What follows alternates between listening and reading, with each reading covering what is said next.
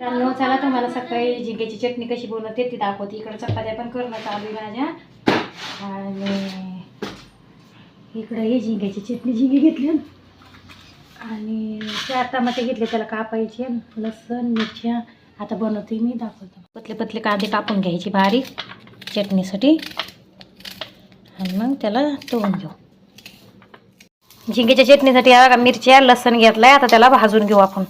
घेतल्यावर झिंगे भाजून घेऊ आपण चांगले स्वच्छ साफसफाई केली त्याची आणि मग भाजून घ्यायली.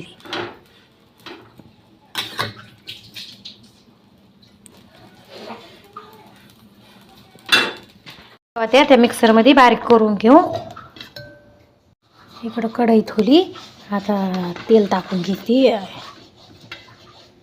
तेल टाकले आणि कांदा भाजायला टाकते. ते बारीक बारीक कापलेला कांदा भाजायला टाकून घेते. मग कांदा भाजल्याच्या नंतर वाटायला मिक्सरमध्ये ते वाटायला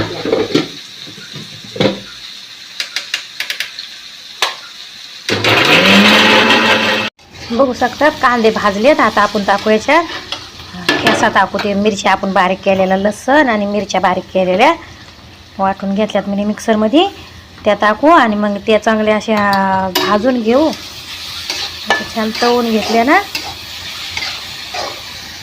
आता ती चटणी आणि कांदे भाजलेत. आता त्याच्यात आपण टमाटे टाकून घेऊ. टमाटे पण चांगले भाजून घेऊ त्याच्यामध्ये आणि मग नंतर लास्टला झिंगे टाकू आणि मीठ टाकू. भाजलेत. आता झिंगे टाकून घेऊ आपण आणि चवीनुसार मीठ टाकू.